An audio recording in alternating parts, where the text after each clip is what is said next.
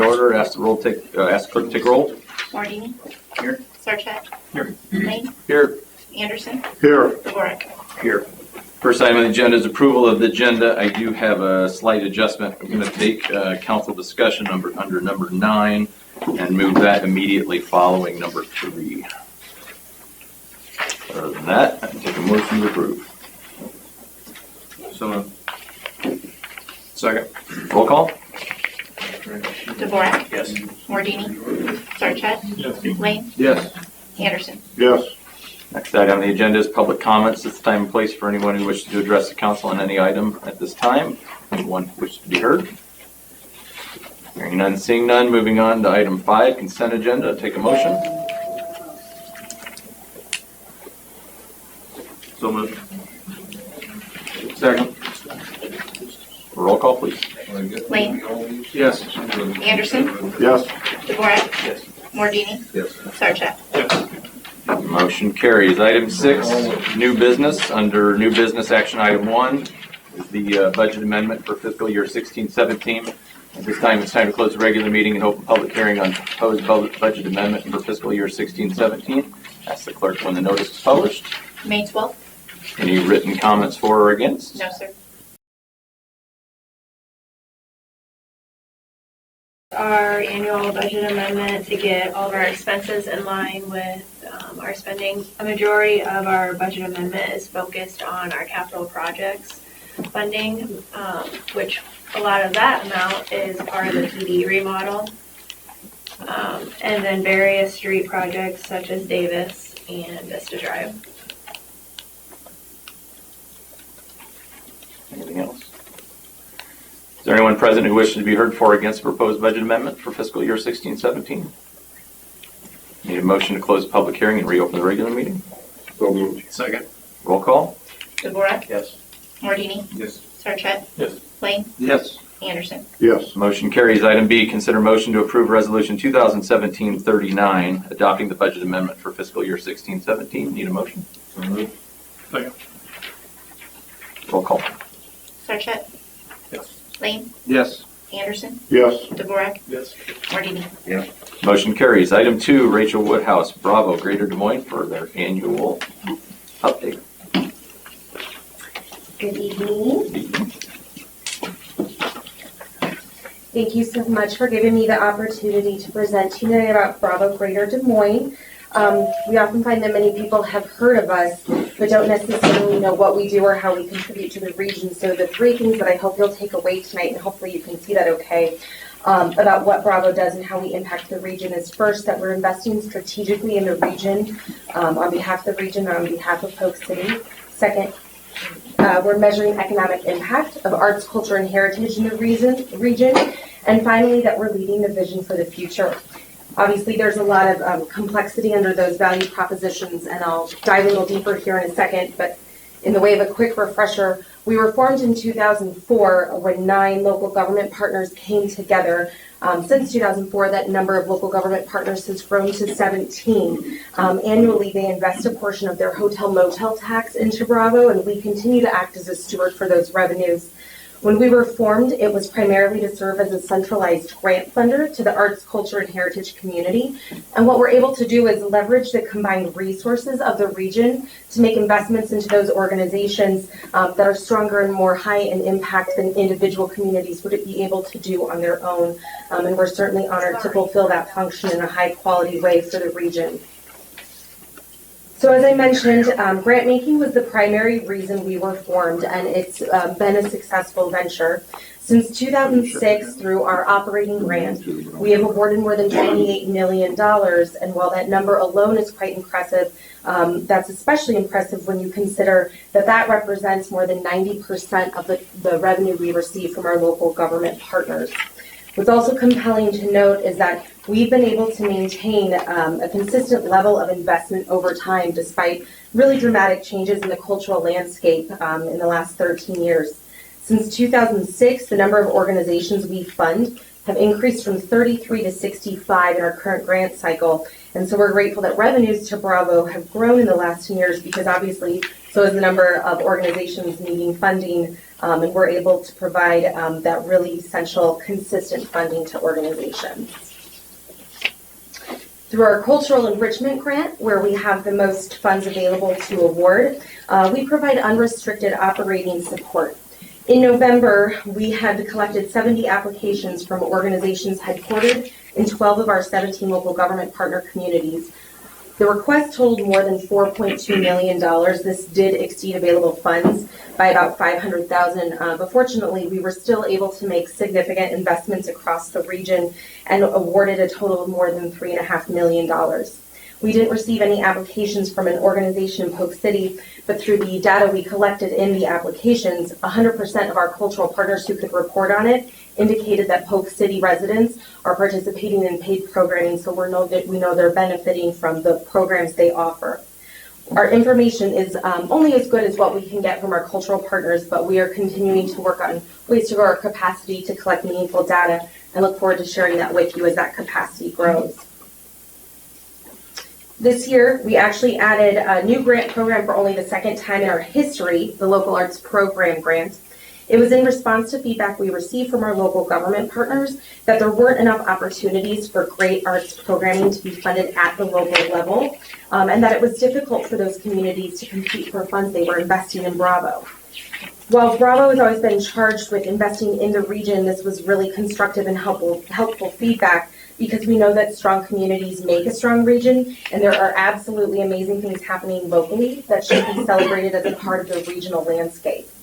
We received for that program 24 applications. We funded 18 that belonged to 12 organizations, and the majority of those were brand new to Bravo.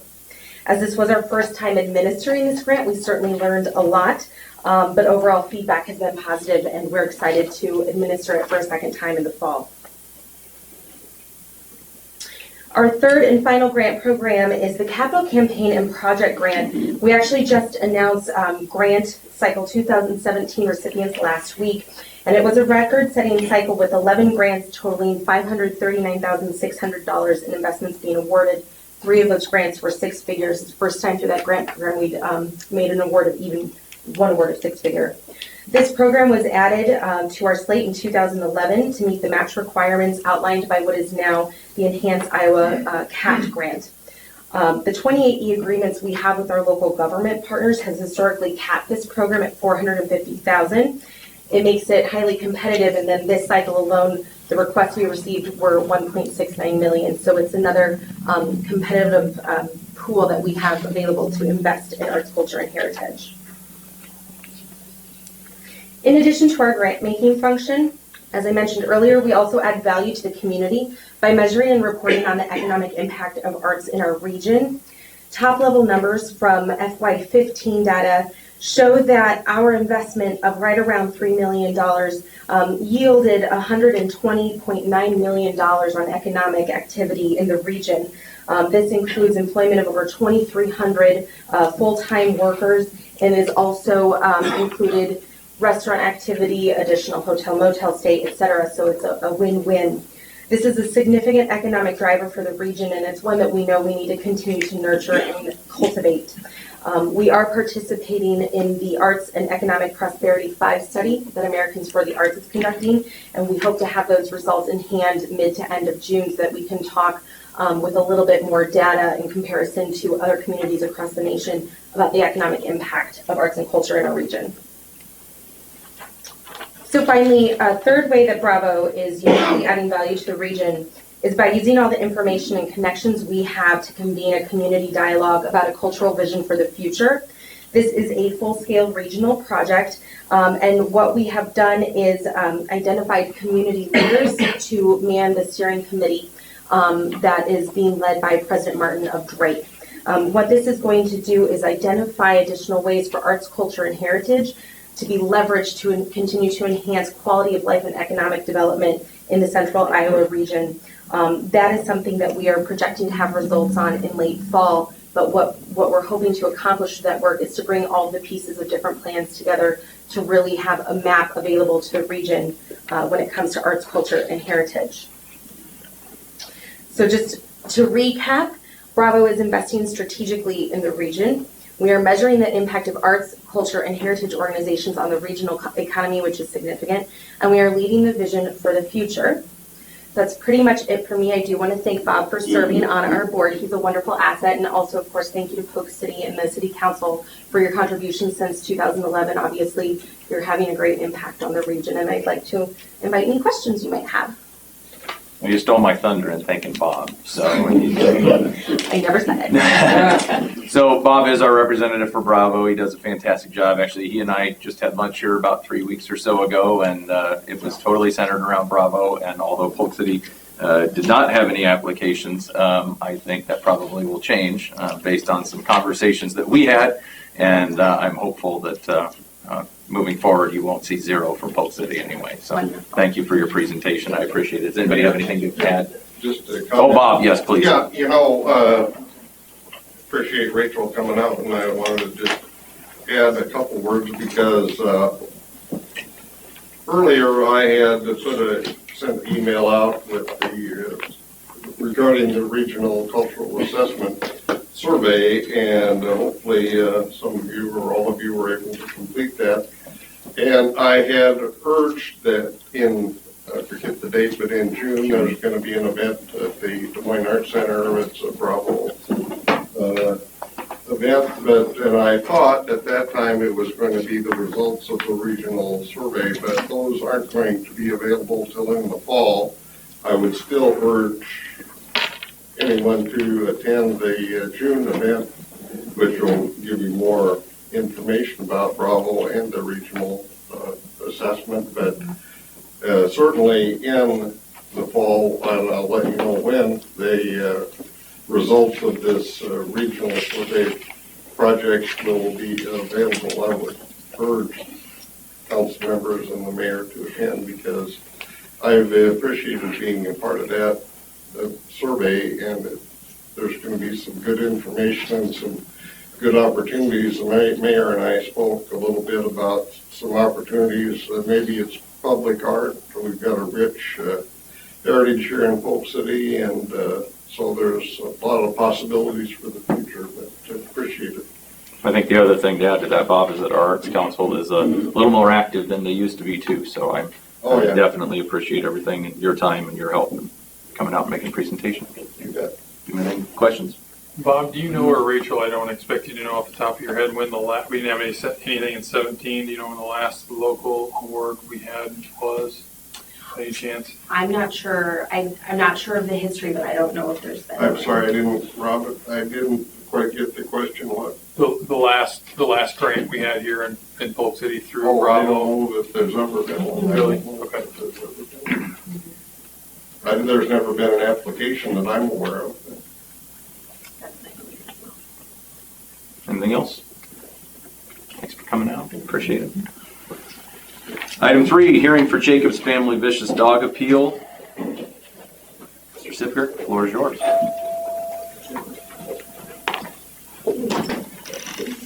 Good evening.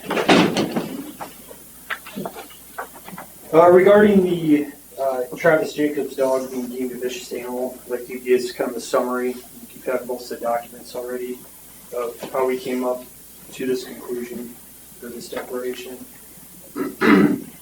On January 18th, Polk City Police Department had our first run-in with Travis Jacobs, gray pit bull. In this case, an aerial rock reported that her dog was attacked by a pit bull, and that evening that dog was impounded by the police department. Later that night, Travis Jacobs identified himself as the owner. The dog was not yet registered with the city, and at that time he paid the impound fees, had the dog vaccinated, and then it was also registered with the city. There was no citation issued at that point. The second run-in we had was on February 23rd. Catherine Mode located the pit bull running at large again within the city in the 300 block of 2nd Street. I believe during this situation, Travis' son had asked about the dog. It had already been impounded, and he said they had broke the chain and got loose. That citation was issued during this event. May 3rd, Greg Wasson reported that his dog was attacked by Mr. Jacobs' pit bull in his own yard. He observed the dog running towards him. He had a German Shepherd puppy. His kids were outside playing with it. The dog attacked his dog. He had to physically pull the pit bull off his dog in order to get it to stop. This was located at 117 East Broadway. This was not reported to us until a couple days later, so there's no impound or citation during that event. And then lastly, on May 5th, the same caller, Greg Wasson, reported a dog fight involving that same pit bull at 111 East Broadway. During this event, the dog was impounded. Chief Kendig was notified from the officer working, and at that point we determined to seize the dog and then investigate for declaring it a vicious animal.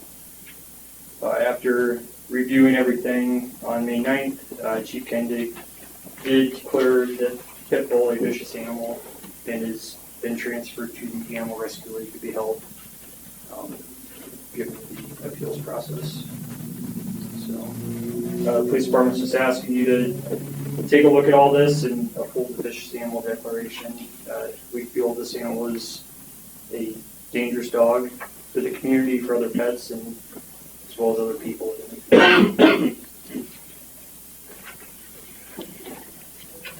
Questions for Zipper? Okay. Speak on behalf of Jacob's family. Yeah, just one name and address for the record, please. Melina Neely, 208 First Street. Travis and I are the owner of Irie. She's our little gray American Purple Terrier. She had gotten loose, just as he said, every one of those times. Every one of those times it was right directly, not even a block and a half away from our house. The address that she keeps going to is the house where there are a black and white border collie pair. They're constantly up in our yard. She sits in the window and she watches these dogs run right back down to that house. So anytime she gets loose, that's where she heads. She's not been socialized with other outside animals.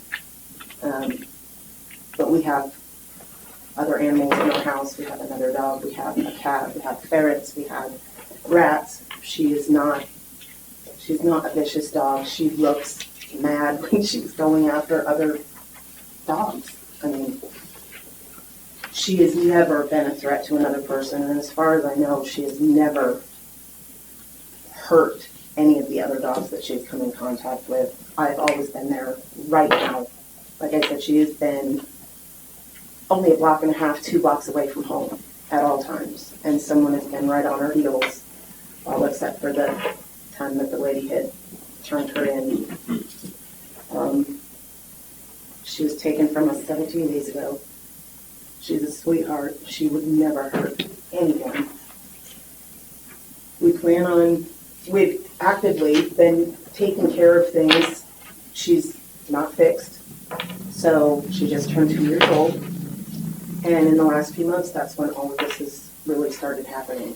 So we had planned on getting her spayed. We've put a log chain in the front yard, and we've got a run in the backyard that's good for a 120-pound dog. She's only 45 pounds. We plan on putting a fence up, and we've done obedience training with our other dogs, and we plan to absolutely do the same with her. We just want another chance to have her home. She's a good girl.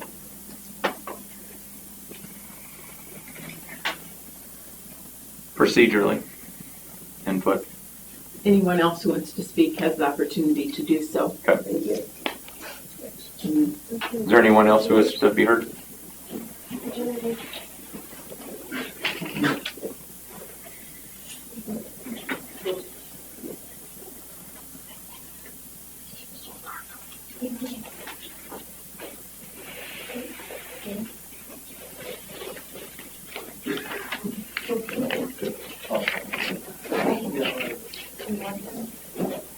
Just put them up on the dais and test them.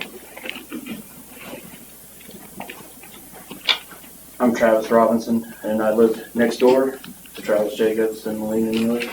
And those are our girls, and that dog has never had, we've never had an incident with that dog. I mean, they play with that dog all the time. It's not a vicious dog.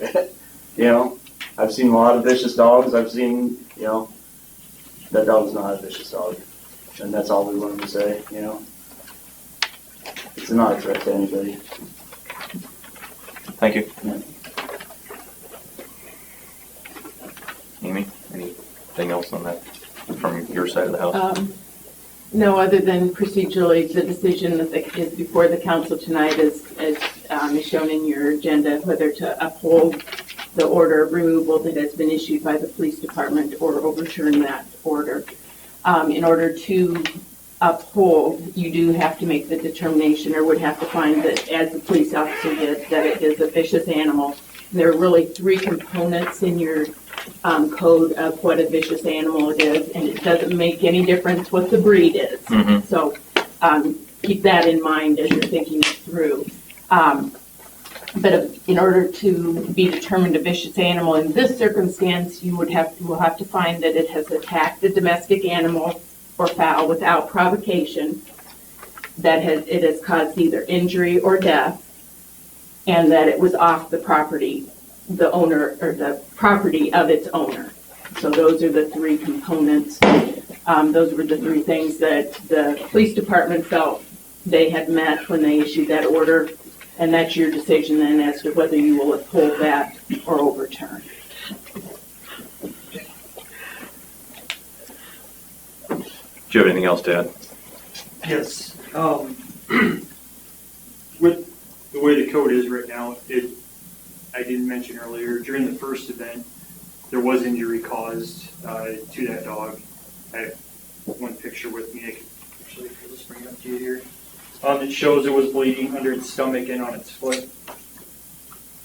As for the previous, or the cases following that, I do not have any documentation of any actual injuries. This one, the first one, did have injuries.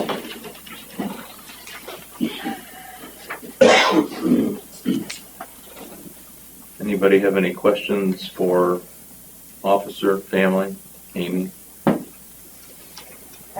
Can I ask a question? Was Yes. there any evaluation done? Like, to my knowledge, there's supposed to be like a person is supposed to physically evaluate the dog, and there's criteria that is supposed to be met. Not the way it's written in the code that I understand. Okay. It's going to be the owner's choice if they want to take it to the vet or not. Okay. I think looking at the picture, I would not call that a serious injury, but it's still an injury. There's nothing in there that states that. Okay. Anybody Well, have anything? I thank you guys for coming out. I understand that you love your dog, and this is a tough spot to be in. I wish, for me, it comes down to, I believe you, and I don't question the sincerity that you think that it's not a harm to anyone, but if someone were, to me, if there was a kid the size of your girls in between that dog and another dog, and we went against the people that we hold responsible, if everything lines up as defined as a vicious dog, I know you guys don't see it, and if it was my dog, I get that, but I don't think, my feelings are that I can, in good conscience, go against the experts who we've deemed responsible for making that judgment here with 4 incidents to date this year. I know you're trying, and I don't want to be the guy to take a pet away from a child or anybody. I haven't heard anything here that gives us good reason to go against what they've said, other than your love for the animal, and I apologize that we're in this spot, and I wish there was a better solution, and hopefully there is maybe one that doesn't involve having it in town. I don't know what this all entails for, I think it just means it can't be in town, right? They, under the way your code reads, if you uphold the order, we will provide them with a written order within the next 3 days, and then they will have 3 days to either destroy the animal or place it with an organization. The code reads animal with an organization or group allowed to possess dangerous or vicious animals. Okay, so that second part helps a little bit. But we currently had somebody email City Hall saying that they were willing to take the dog prior to it ever going to the ARL. The police told Melina, will you please stay home? The chief will be by tomorrow to talk to you. I get home from work, haven't heard from him, so I called him, came down here twice, still couldn't get the paperwork. Then we tried to go visit her, nobody, call anybody and they're all, we don't know what's going on, we really don't know, sorry, but he'll be in Monday, and it took us 12 days before we could even, it's handled inappropriately. I'm not sure, we're doing everything we can. They can't even tell us where we were supposed to turn that. Okay. The officer that took her on that very last one said, she's a sweetheart. She's obviously not bothering any people. She just doesn't care for other dogs. And I was like, I get that. And we're understanding that because she just turned 2 and she's not fixed. And it's just been really quick incidents that We'll we do whatever it takes if we absolutely- get the opportunity. Does your friend that you mentioned that, you have to remind me, I remember reading these emails, but just to make sure I clarify, does that person live out in the country or outside of town? Or out? Yes. And, I'm an animal lover myself. I feel for you. I can only imagine being in your shoes right now. But the PD is doing their best to protect everybody in town too. So, but I think the other thing to keep in mind, because I think as a pet lover myself, I can see this getting out of hand real quickly when you're not right there to get the dog and somebody decides to defend their own pet. Yes, I It can end a understand lot worse than somebody. Yeah, the dog may not come back and other reasons. So, but my question is, the way the rule that you just read is, if it's not an official organization, can that dog be released to somebody out in the country in another town?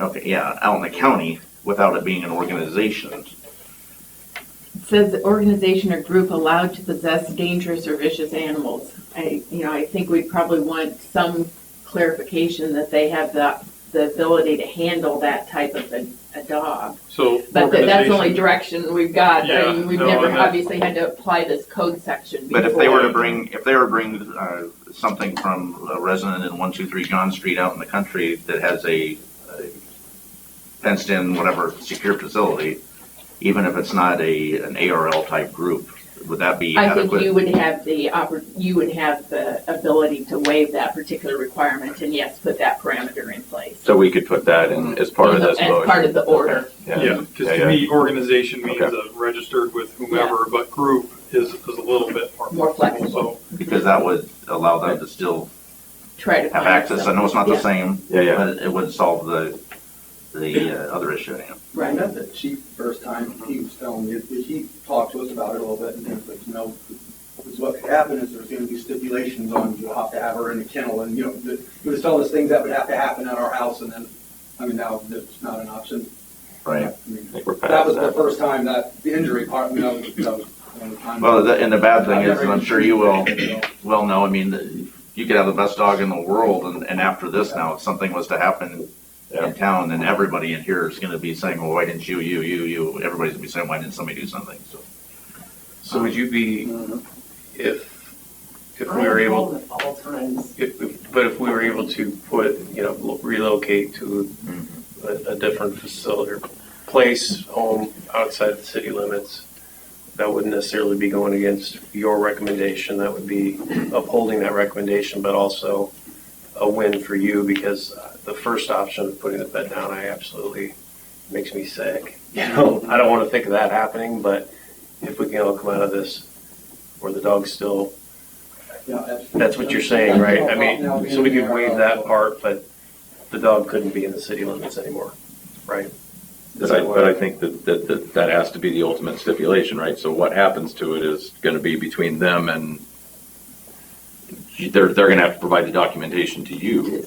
I'd say I'm probably not the best person. Police Maybe department, the and then they police can would be review it that- with you. That they Okay. feel comfortable that Yep. it's someplace that it would not be a threat to others, whether it be animals or humans. And I know we've mentioned the police, chief of police a couple different times, and I want you to know that he did take this very seriously. He called me on it. I was Saturday or Sunday, I don't remember. It was, it was an off hour sort of situation. Nothing he took lightly. We discussed it at length as far as the best way to handle this. And I mean, he was just as sick about dealing with it that way too. And so I just want to be clear that I think that he was trying to do everything he could. And I think, he didn't want to go down this road. And unfortunately, he just couldn't be here tonight. So. If that's what the council agrees to and Neely's agree with that, is that something that we can put at the discretion of, I hate to put it on them, but the PD to expedite things? Yeah, Or I think chief that's, or lieutenant, whoever. whoever makes the motion, if the motion is to uphold and the dog is to be removed in accordance with the code section, that you give, you make the caveat that the placement will be acceptable to Polk City Police. And that would give a little bit more flexibility than in the way in which your code reads. Mm-hmm.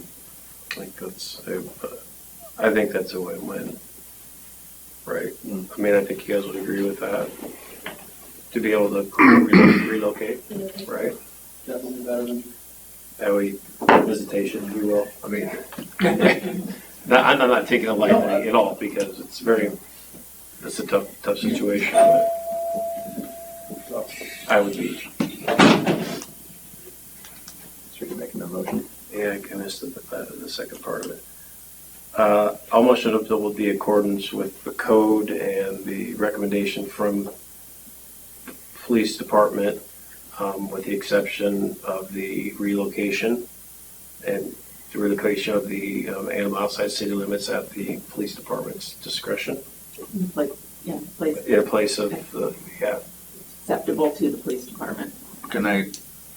Is it possible to alter that just slightly or reject something? Sure. She's saying.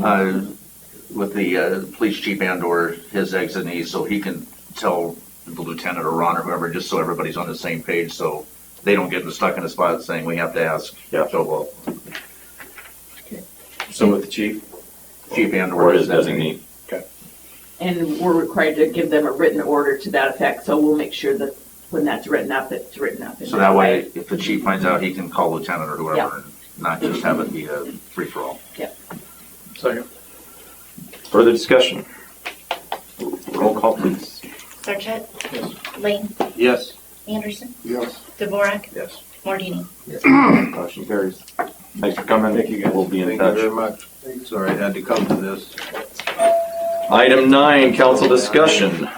Discussion and possible action on request to issue conduit bonds for Wesley Life. Who would like to speak to this? All right, I was going to throw it to Travis, but no. Travis, would you like? For moral support? Any financial questions? Good evening. My name is Chris Kuhn. I am with Dorsey and Whitney. Thank you for your time. And as you know, Travis Squires is with Piper Jaffrey. He's a municipal advisor. I'm a bond lawyer, which is not very exciting, I'm sure, especially with what many of you do. And I appreciate your time today. I know you're all very busy. I represent cities and counties when they issue bonds for a street or sewer project. I also help nonprofit entities borrow money on a tax exempt basis. And that's what this request is. I know I've talked to a lot of cities in my career, and I know this process sounds a little strange, but I can guarantee you it is legal. It's allowed under the Iowa Code and the federal tax law that nonprofit entities, for them to borrow on a tax exempt basis, which means the interest that is paid on the loan to the bank, for example, the bank can then deduct that from their federal income tax. So they're able to give lower interest rates to the nonprofit borrower. Same with cities. If you go out and borrow money for a sewer project or a street project, most often you do so on a tax exempt basis. Someone like Travis will help you out and do that. That gets you a lower interest rate, and that's what this is about. Wesley Life could easily walk over to the local bank and get a commercial loan, just like you or I go and get a loan for our home or our car. That's taxable. The interest earnings to the bank, they have to pay taxes on it. the benefit of the tax exemption is it's a lower interest rate. And that's the only reason for those nonprofits to do that, because there's a lot of hoops to jump through, and it's more expensive upfront, but down the road they save a lot of money. And the federal government and the state of Iowa determine there's certain classes of businesses that can do this to help them out. Nonprofit 501c3s are one of them. I do many of these throughout the state with cities and counties, and also the Iowa Finance Authority. So this request is from Wesley Life Affiliate. They've already started. It's the Brio Project in Johnston. It's a continuing care community. They'll have skilled nursing, independent care, and also assisted living. Under Iowa law, any issuer within 8 miles of that project is eligible to be an issuer, or the Iowa Finance Authority. So Wesley Life is approaching 3 different cities to ask the cities to help them out here to issue these conduit bonds. Granger is one of them, your fair city here, and then also Windsor Heights. Why are they coming to the cities rather than the Iowa Finance Authority, whose business it is to do this for nonprofit entities? The reason is you have the ability each calendar year to not only issue tax-exempt bonds, but also designate those as bank qualified. And what that does, if you think about kind of icing on the cake, it allows an even lower tax-exempt rate to be given by the banks. It allows them to deduct certain carrying costs and give a lower interest rate to the borrower, here being Wesley Life. The Iowa Finance Authority, because it issues millions of dollars of these conduit bonds every year, they cannot, under the federal tax code, give this bank qualified designation. What it impacts on the city is, most importantly, that bank qualification ability for you to designate that this calendar year. So, for example, if you had plans to issue, you're going to build a new city hall, and you wanted to issue bonds of $9 million. You could issue those as tax exempt and bank qualified, but you would only have $1 million left this calendar year to issue any other tax exempt bonds, absent certain exceptions. So that would be this calendar year. Come January 1, you get a whole new $10 million bank qualification limit. You can use the bank qualification limit for your bonds specifically, or for conduit bonds on behalf of another borrower, here Wesley Life. Other than that, these bonds that you would be issuing on behalf of Wesley Life do not count against your constitutional debt limit by law. By law, they would not be payable by any taxes of the city, any revenues of the city, any money of the city at all. You're not responsible for an event of default, and there's no liability of the city at all for any repayment. You would not be responsible, nor Lindsay be responsible, or Gary responsible for tracking payments between Wesley Life and the banks. It's purely between those two parties. Negotiation of credit terms are between those parties. You are simply the pass-through. You're the mechanism that the federal government and the state of Iowa has set up, and this is done all over the country, to allow Wesley Life to borrow on a tax-exempt basis.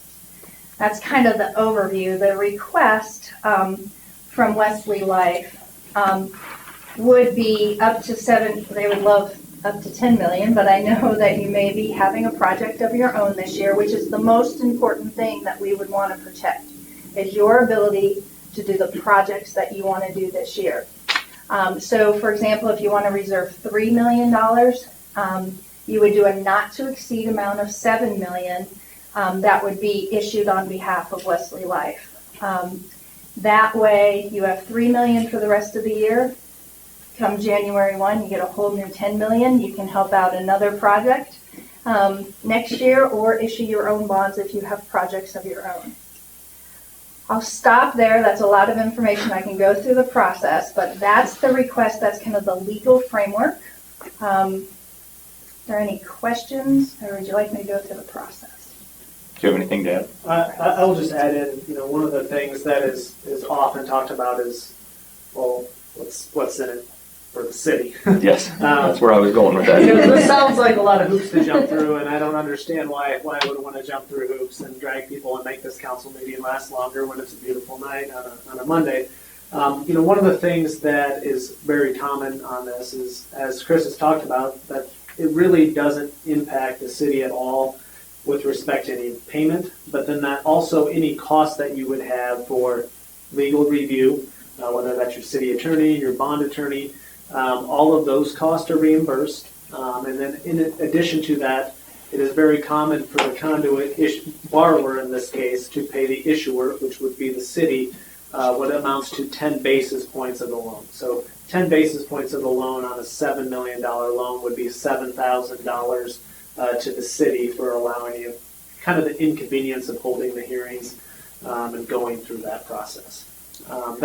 That's not ever like a set stone. There are some cities that have policies about what that amount might be, but $7,000 is kind of the offer that they have on the table. That goes directly into the city's general fund. There's no strings or restrictions on how you pay that. Again, that's in addition to reimbursement to your council for document review. The other thing you would say is, when we start talking about, okay, this is savings, can you quantify that? What does that mean? What type of economic benefit is the Wesley Life deriving from this? Well, we already established that they can access tax-exempt interest rates. But that bank qualification portion, and I don't know the term of the loan, how long, do you know how long? Anywhere between 15 and 20 years. So they're looking at a 15 or 20-year loan. And the perceived benefit for them is probably about 0.25%. When you stretch that out over 15, 20 years on just your portion, $7 million, you would be looking at in the neighborhood, or they would be looking at in the neighborhood saving about $140,000 in interest cost over time. So it's a significant benefit for this nonprofit. And that's kind of one of the things that is out there. It's an economic development tool that's kind of talked about throughout the state. Ideally, the nonprofit is within city limits. That doesn't always count. As a bedroom community, within 8 miles, that's why they do have the restriction. You can't just decide, there's something 150 miles away. We want to loan our bank qualification limit to that city. It has to be something that's directly within or an adjacent community, or as the crow flies 8 miles away. So that's why your city has been identified. It's a great tool. It'd be great for Wesley Life, but at the end of the day, this is a request for the city. Is it worth your time? Is it worth the $7,000? The one thing we would say is, there are a lot of projects like this that come up on an annual basis. I know that there are cities in the area, City of Grimes, City of Bondurant, City of Cumming, that often participate on these type of financings. They receive the same amount of revenue appropriately, about 10 basis points on the amount of the loan, and they're able to just use those funds for the city purposes. Now, with a city the size of Polk City in your budget, you would say, well, $7,000 to $10,000, whatever it is, might not sound like much. But at the same time, it's money that you didn't have yesterday, and you are kind of accomplishing a greater good with respect to the cities around. So I'm happy to take any other questions on the finance side. I've been able a little bit about perceived benefit. I thought it was appropriate for you to just kind of see the big picture, kind of what they're asking, what they're trying to accomplish over time. But yeah, I would say the going rate kind of seems to be about 10 basis points. There are a few cities that have like a minimum of 10,000, and I'm not certain where they would probably entertain requests, but kind of the going rate in the is 7,000. Yeah. If you could just educate me a little bit, when you mentioned Wesley being a nonprofit, what sets that apart from some of the other caregivers in Des Moines? There's a lot. They're a 501c3 nonprofit entity. There's several in the metro area that are nonprofit entities that do borrow money on this basis. Mill Pond in Ankeny is a nonprofit financed through conduit bonds, went through the Iowa Finance Authority. There are some for-profits, but There's one in most- Des Moines that, I apologize, I'm drawing a blank, kind of in the Beaverdale area, something Manor. What's that? That was up Beverly Manor. Calvin Manor, yeah. Calvin Manor, we've done a financing for them several years ago. I mean, are they, do They're you consider them, well, this is where I'm going with this, and please, if it sounds sarcastic, I don't mean it to be. You know, having a grandmother that stayed there, and I believe we were paying $12,000 a month for her to stay there. I'm sure you can understand from my perspective up here how it's hard to understand how a business that's taking in that much money on one person can need the city to funnel money to save. I mean, I'm wondering, unless I'm understanding all this wrong and I'm just confused, please tell me, but for a nonprofit, how does that work? You know? Or where does that savings ever come full circle, or is that just embedded elsewhere? Oh, in terms of the organization and how the cost savings on the project funnel down, I mean, I think it depends on each organization and how they're set up. Here, it's BRIA would be set up as a limited liability partnership, but the parent is Wesley Life, which has Wesley Acres, Edgewater, several other facilities in Pella. I mean, it's a growing, almost statewide organization. But I mean, your point is I think the same with hospitals, which are also 501c3s that you look at. It could be, it's not just a West, I understand that. Yeah. I don't mean it that way. And here, just to point out that no city money is going there. You're just a process to help them get a lower interest rate. Sure. But I having also family members in care too. It's an expensive endeavor. So, and Travis pointed out some of the reasons why cities, and I get that question often, and why you would do this. I look at the bank qualification from my standpoint more as a commodity that you have that somebody wants. If you don't use it this year, it's not going to hurt you. If you issue $3 million in bonds for yourself, you have $7 million that you're leaving on the table. It's not going to hurt you one way or another. Here you can earn a fee on it. Bondurant certainly does like it when we come to them with these requests. I mean, quite frankly, because they're not going to use it. It's sitting there and it just goes unused that year. And if you can benefit from it, we try to make the process very easy for Lindsay and Gary in terms of the documentation that we prepare, would work with Amy or your bond counsel, however you'd like to do it. And it's that economic development tool that doesn't cost you anything. I mean, it really is one of those things, as I mentioned to Gary, is if you have somebody in town even that's a nonprofit, 501c3, is our biggest user of conduit bonds, and they come to you and want the city to kick in some money, this is not a process where you're kicking in any money whatsoever. In fact, you can get paid for it and have it at least be zero cost. Some issuers that don't charge a fee, Grimes is one of them, they just want it to be zero cost. Of others like Cumming and Bondurant, and they do charge a fee, rightly so. It's a commodity that you have that somebody else wants from that standpoint, without a great burden on you other than I will be bugging Gary and Lindsay and coming back to you one more time. But we do try to make it a streamlined process and something that can benefit you. Use that money on a park or whatever you have on your wish list. Gary, what do you have to add to this? Because I know we've talked on it a couple times, so. Lindsay and I did quite a bit of research on this. Wanted to be able to come to the council and answer any questions you may have prior to the meeting, during the meeting, and after the meeting. Everything that Chris has stated is absolutely the truth. It is an opportunity for Polk City to get into something we've never done before. City of Bondurant entertains up to $10 million a year if they have no other bank qualified bond needs. And they make a business out of it. I'm not quite sure we want to be there, but I was thinking of some of the benefits that would be here, and of course the first benefit would be $7,000 that would be coming into the general fund of Polk City. Second benefit is within 8 miles, you would have a major employment center that would be employing people that would help in a facility like this, possibly adding families to Polk City.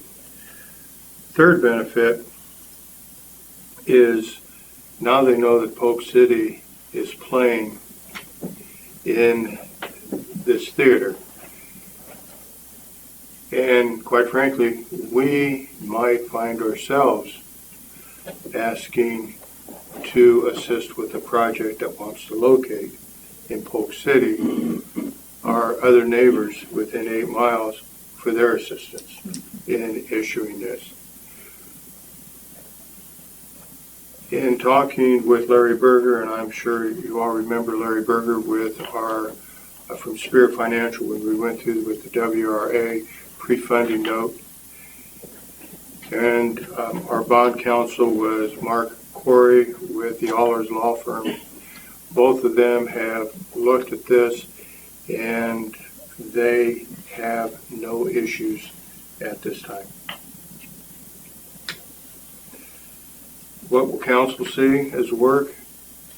Probably another 20 minutes of council meetings between now and the time of final issuance. What will staff see? Probably another 2 hours of work. What will the city receive? $7,000 in potential employment when this is done. Does that affect our borrowing capacity or anything else in the future? No, sir, it does not. Especially want to build in Polk City. That was my question. I did ask them about jobs, and they're predicting over 100 jobs at this new facility that, is within 8 miles of your city. So that's a significant job creation that they're doing there.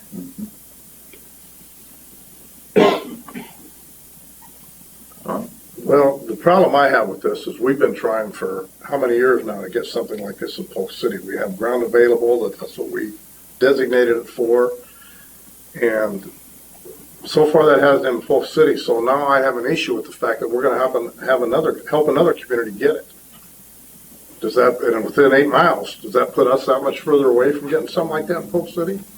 I guess my opinion probably would be no, based on the amount of these facilities that are being built on a regular basis. I still think that I'm with Gary on this as we talked about it, that I think that it puts us in a better position. And they've already got it. I mean, if we Yeah, and they're already, the die's cast with this going to Johnston, whether we are involved or not. I mean, I get the emotion of what you're saying, Ron, but. Well, I'm trying to keep emotions out of it.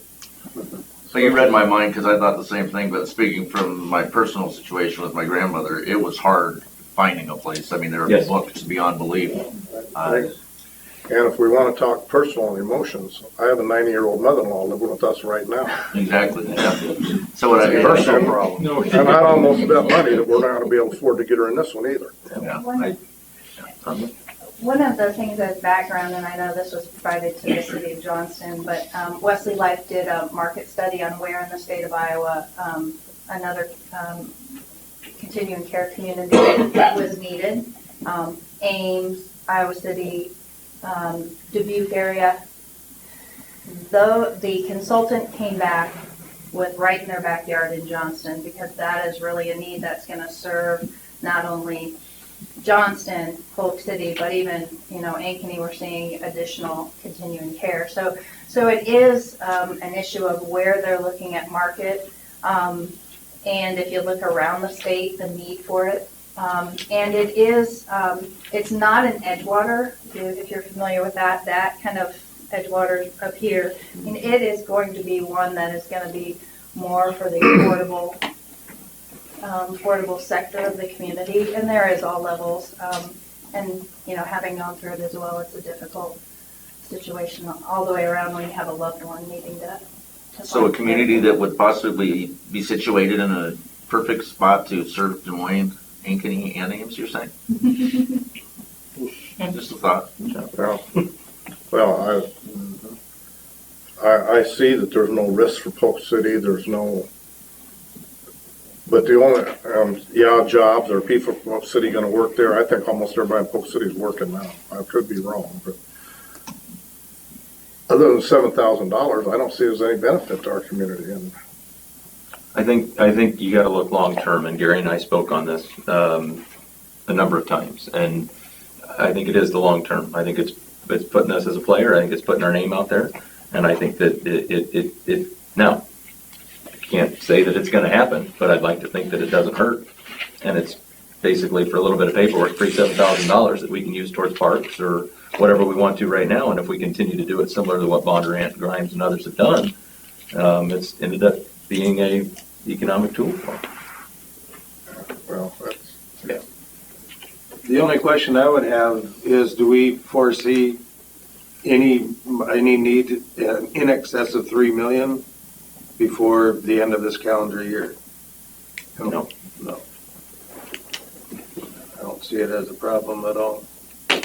I think for the amount that's being dealt with, $7,000 coming our way is pretty slim.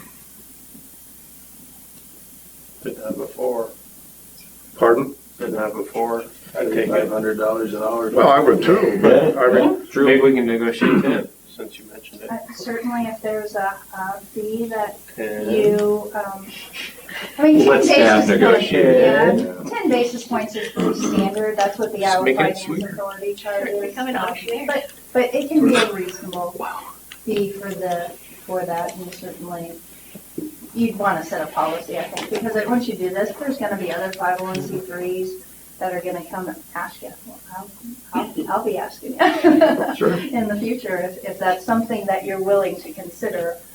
Because in the metro area, if you think about the other cities who issue bonds, the reason Johnston can't help out is because they issue up to the $10 million or more. So that limit takes out a lot of cities in the metro area. So it is something that if you get on that kind of short list, bond lawyers like me will be coming to ask you if you're willing out to help other projects, not necessarily retirement communities, any 501c3. So it could be a Goodwill facility, Grandview, Bondurant issues for Grandview. So there's a wide variety of businesses that can fall within that category. No, I mean, it seems as long as Gary and Lindsay are comfortable with the vetting of this, it seems pretty straightforward. To the negotiation piece, I'd like to, if we're gonna do this, stick our toe in the water and see if it is worth, and things come through as we expect, and then we can figure out if we wanna go a little bit farther. I don't see any reason why we get into the negotiation game right away. I was just joking. No, you weren't. There's no reputable negotiators around here, or auctioneers around here. That was a joke. Just, I know you think you've already touched on it, but just to make sure, whether or not you get any cooperation from communities or not, you're building in Johnston, this isn't influencing where to build the project. Correct. They've already started in Johnston, and if the cities are not going to be issuers, or Granger and Windsor Heights help out, the balance will be either asked for next year from, for example, Granger's $10 million limit, or there's always the Iowa Finance Authority. It's just you won't get the bank qualification. Iowa Finance Authority is always there, but it just doesn't get as low of a rate, and the banks aren't as interested in non-bank qualified. We just, as you can tell, we're just protective of our community. We want to make sure we're always putting it first. Absolutely, absolutely. And that is, the first, really the first issue for you folks. If you're comfortable with it and it doesn't cause you any problems on your financings or anything with regard to your financials, is always the first thing that we want to make sure doesn't happen.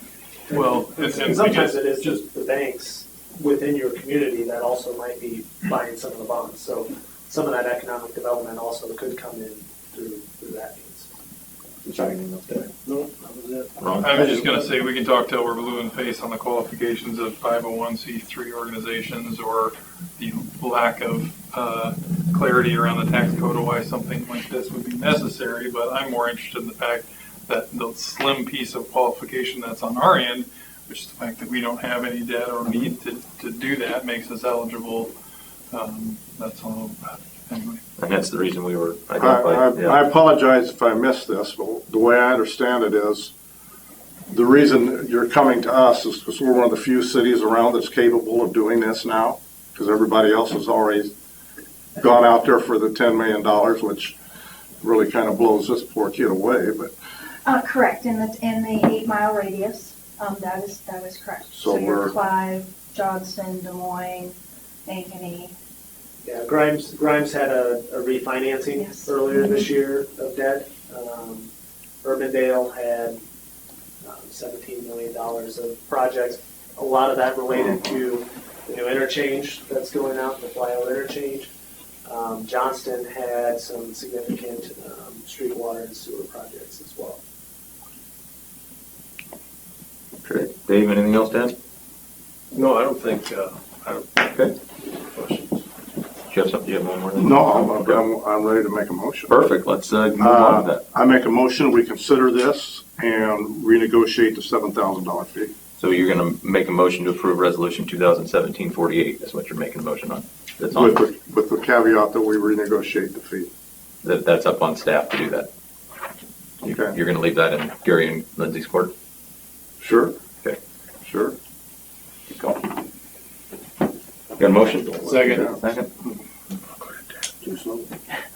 Roll call, please. Dvorak, yes. Mordini, Yes. Sarchet, Lane, Yes. Anderson. Yes. Motion carries. We'll look forward to seeing you back again. Thank you, appreciate your time. Thanks, guys. Appreciate it. Item 4, consider motion to approve Resolution 2017-10, accepting 12 Oaks Plat 4 public improvements. Kathleen? Anything to add to this?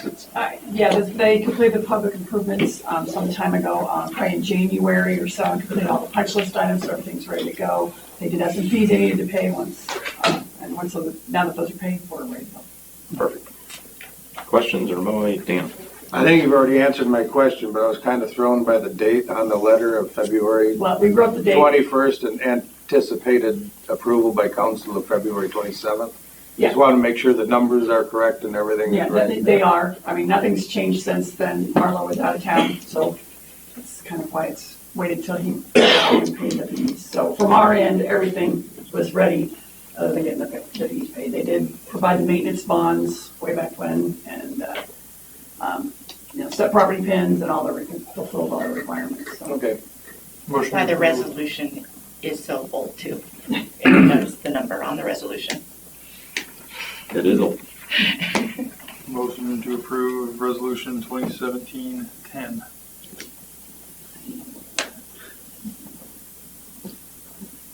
Second. Roll call. Lane, Yes. Anderson, Yes. Dvorak, Yes. Mordini, Yes. Sarchet. Yes. Motion carries. Item 5, consider motion to approve Resolution 2017-43, setting a public hearing for the vacation of public ingress-egress easement in Big Creek Technology Campus Plat 1. We'll set that for the next meeting, which is June 12th at 6:30 or as close as possible. Take a motion. Second. Roll call. Lane, Yes. Anderson, Yes.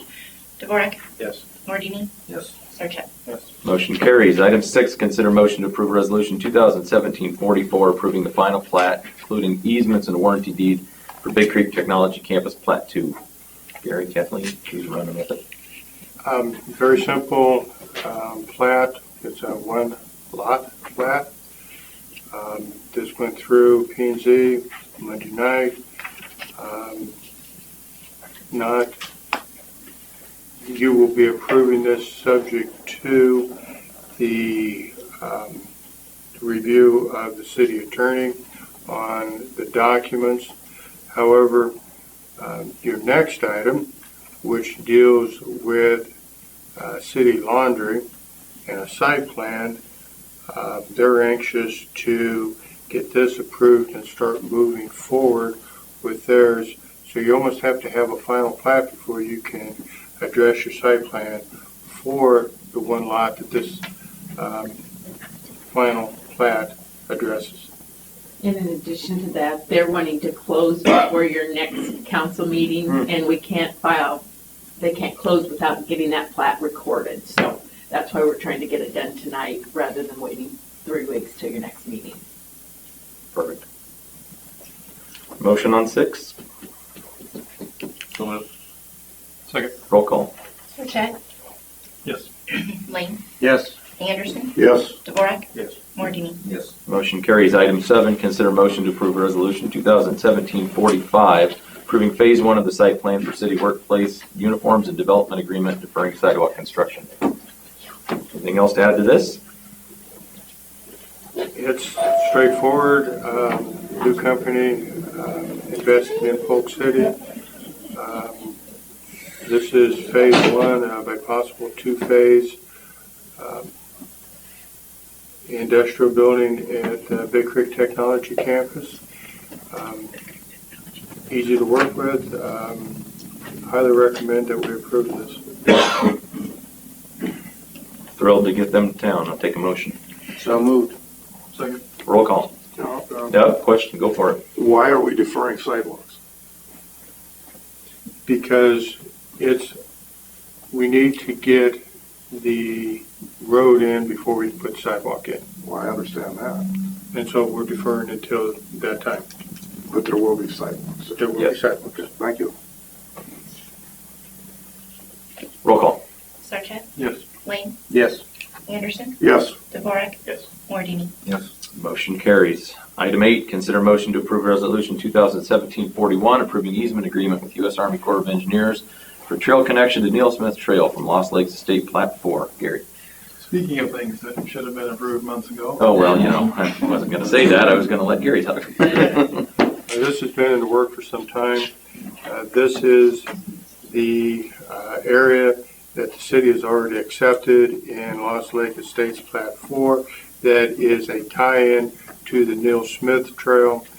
It is highly sought after connection as it encompasses the subdivision known as Lost Lake Estates and will totally connect them into the Neil Smith Trail backbone. Very good project and something that we've been after for a while. Appreciate Gary staying on this one, by the way. I'll just say that. Motion to approve resolution 1741. Second. Roll call, please. Dvorak? Yes. Mordini? Yes. Sarchet? Yes. Lane? Yes. Anderson? Yes. Motion carries. Item 9, consider motion to approve resolution 2017-42, approving an encroachment agreement for Wolf Creek Plat 12, Lot 2. Kathleen? Or Bob Gibson. Bob Gibson. Is here to address it. I have her written down.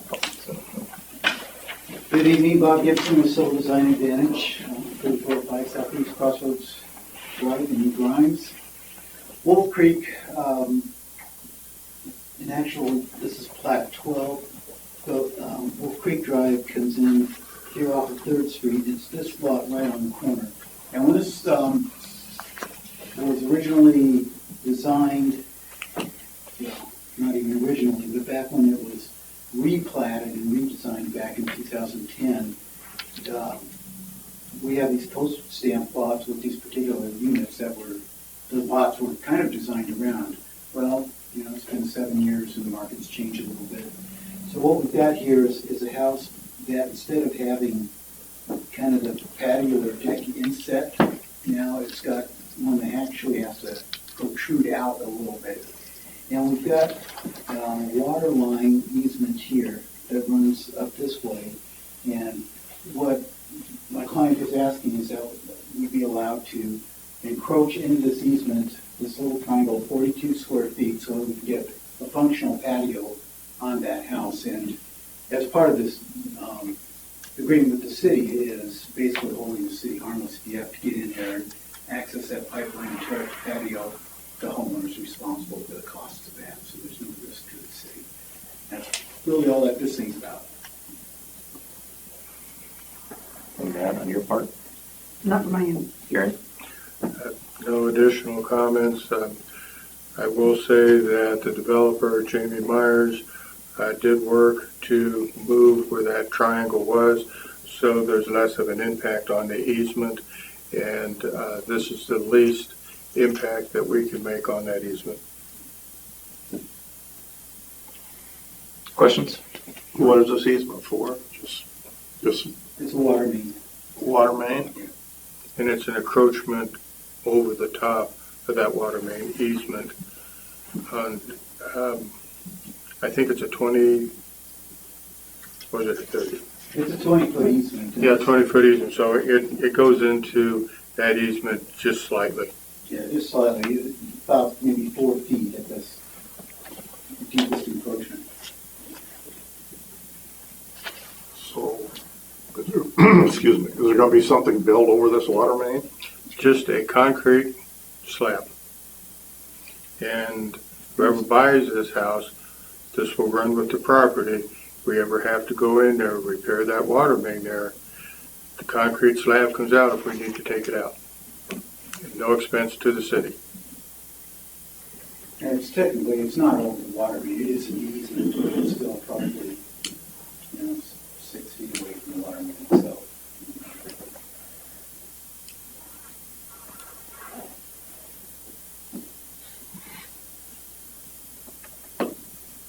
Questions, comments, motion? Move to approve resolution 2017-42.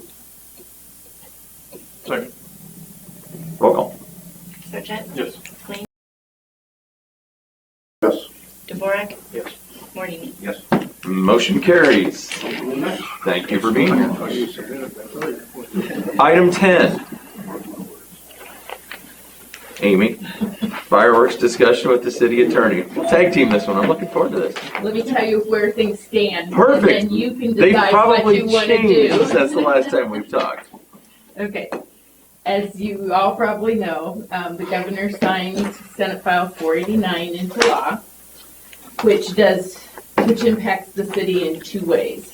The use of fireworks and the sale of fireworks.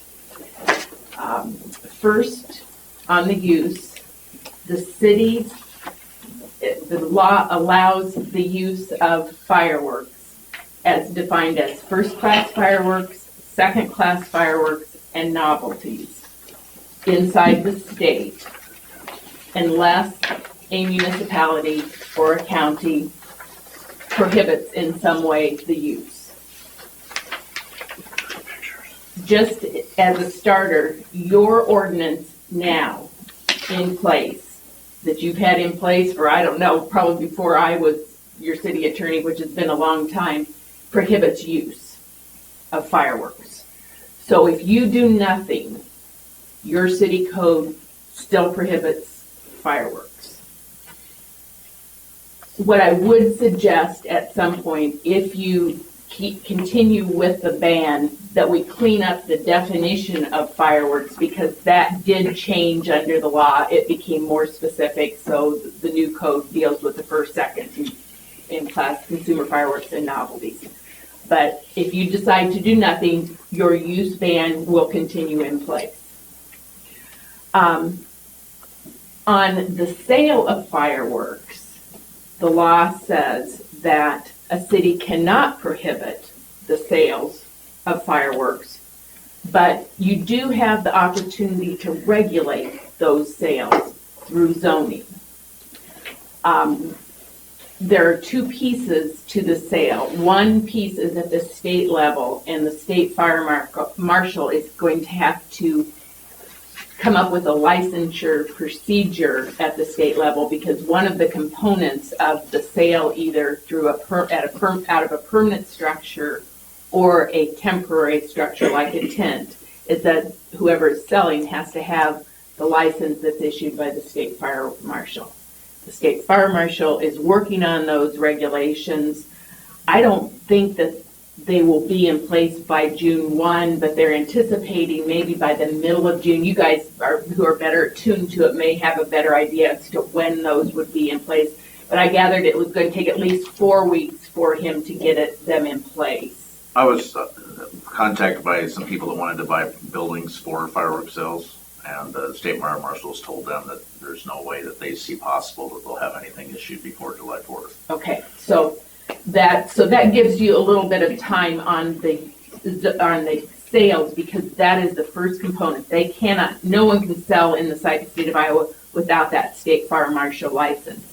But then the question for you will be, okay, if someone has that state fire marshal license for either a permanent or temporary structure, where do you want those structures to be within the city of Polk City, and what additional zoning requirements do you want to place on them?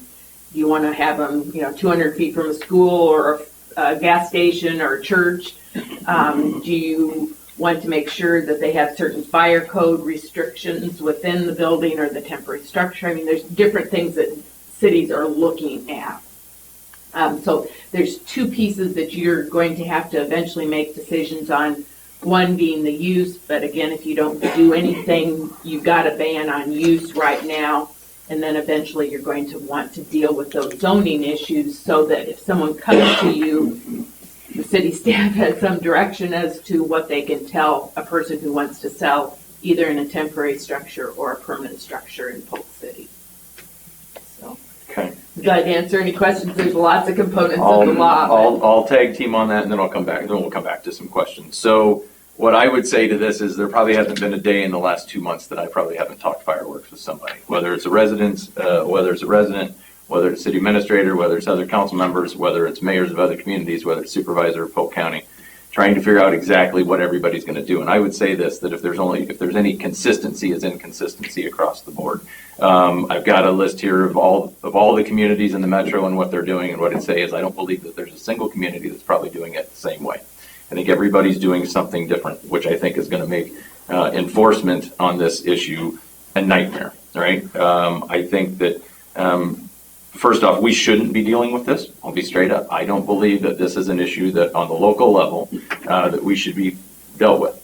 In one breath, the state legislature this year said, we don't want to give local control, whether it's minimum wage or other things, but in another breath, they want to come back and say, cities, we're going to tell you that you have to allow the sale of fireworks.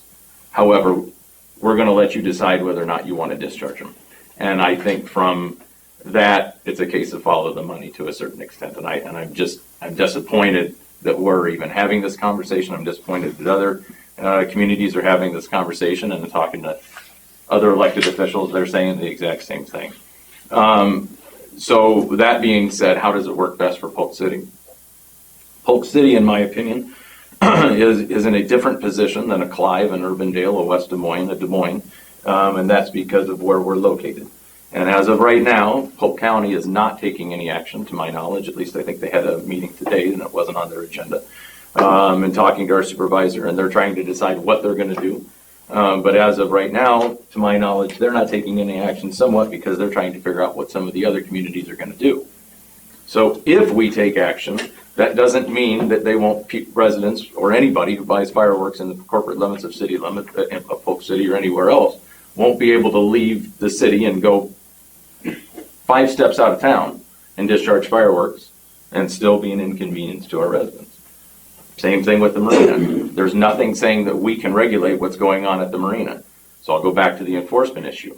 We don't have the available manpower, in talking to our police chief, to properly enforce an ordinance outlawing fireworks as a whole. The county doesn't have the manpower to properly regulate it because they don't have enough police officers, and we know that they're not going to come up here on a fireworks call if they're on 126th just north of town. So what do?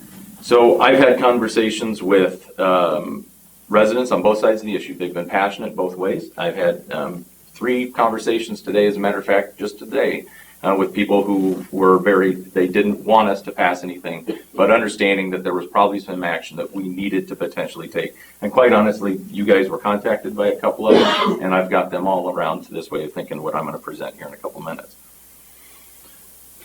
I don't believe in the current state law as it's written, that allowing for a 1 month leading up to, and I don't agree with the New Year's Eve as it's written. I think that that's a mistake, and I don't understand it.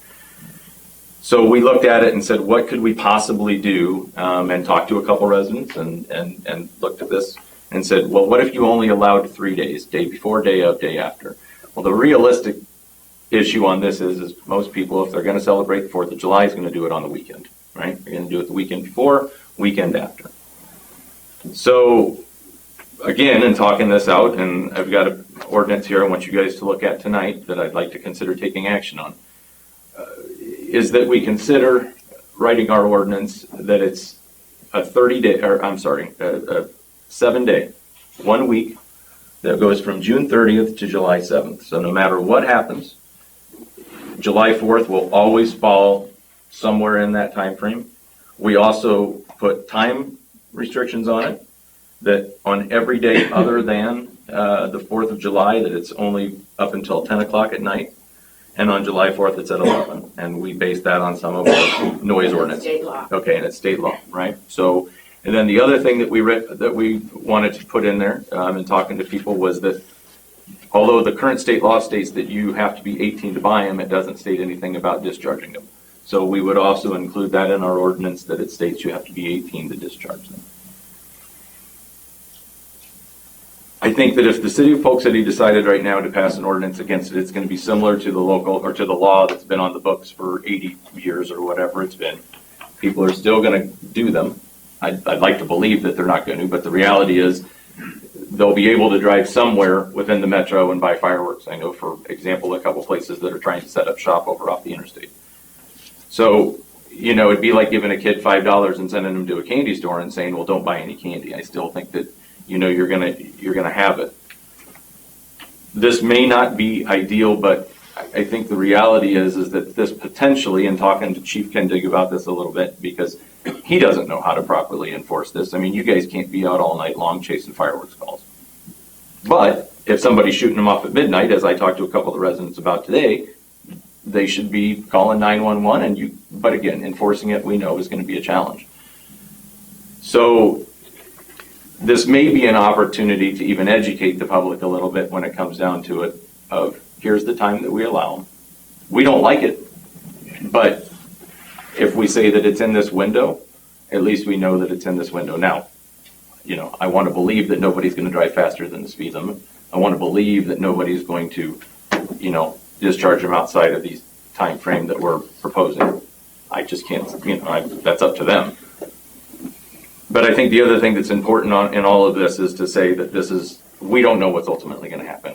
If we get to July 10th and we realize that it was an utter disaster, we come back to this. What this does give us is the ability to have first reading tonight, second reading at the next meeting, third reading at the last meeting of July. Still allows this to be on the books in time for the 4th of July this year, and go from there. Again, I want to say that I have heard from people on both sides of the issue. I'm sure some of you have as well. The people who seem to not want them are more outspoken and willing to come before a meeting than the ones who want to have them, because they probably don't want their name and address on the record in case that we end up passing an ordinance and saying that we're against them. So we'll do that in. Should we hear from those folks? If there's anybody here who wants to be heard for or against, I'm willing to listen. I also want, before we go any farther than that, I want to pass out a copy of this ordinance that we did come up with. I also want to pass out a copy of what all of the communities around us have done as far as what they've taken action on. To Amy's end on the zoning piece, when this was coming down, and Gary and I spoke on this a lot, we want to do whatever we can to tighten our zoning rules so that we don't have the tent sales, so that we don't have people showing up in pickup trucks trying to sell fireworks out of the back of their trucks. We want to tighten those down as much as we can. That's the other reason that we've got the moratorium in front of us tonight, so that we will not accept any applications, period, until that we can figure those pieces out. But to that end, no matter what we do, we also have to take action as far as redefining what we classify as fireworks, which is why I think from an enforcement standpoint, you are going to want to clear that I think we at have some to. point. Yeah. But again, keep in mind that if you do nothing, you've got a ban on all fireworks in place now that will continue until you make changes to your ordinance. Right. Does anybody in the audience wish to be heard, and then we'll talk? State your name and address, please. Andrew Jenner, 908 West Broadway Street. And honestly, I'd like to say, I'd like to think that our neighbors here were all adults. I'd like to think people are going to be respectful and nice. I mean, realistically, that probably isn't going to always happen. I'd like to say I was coming into this saying, you know what, the state law says this, we should be just as permissive as possible until we have to not be permissive.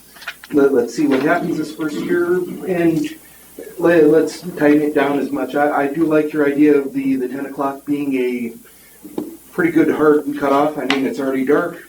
You're going to see all your big booms, and really these things are going to be somewhat self-limiting in the fact that I know my pocketbook can't afford to be shooting stuff off every night. And I mean, the other thing is people really are going to get confused here. State law saying one thing. I didn't even know it was against the code. Totally agree. And whatever we do, we really need to communicate it as quickly as possible to make sure that people who want to obey the law know what they have to do. And I appreciate that. And again, I think from the standpoint of how the law reads, you're going to drive to a different community and it's going to be different. And that's where, again, I think the enforcement piece of it's challenging. So I appreciate your comments. Thank you.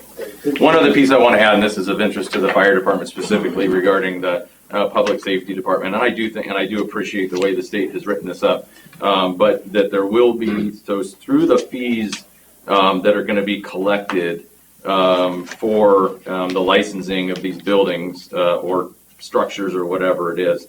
And I am glad that they ended up permits. I apologize for the permits. That goes back to one of your email questions. Yeah. So for the fees that are collected for these permits, all of the fees received from the issue of these retail consumer fireworks shall be deposited into a consumer fireworks fee fund, and the state fire marshal shall use these funds to fulfill the responsibility of the state fire marshal for administrative enforcement of the act.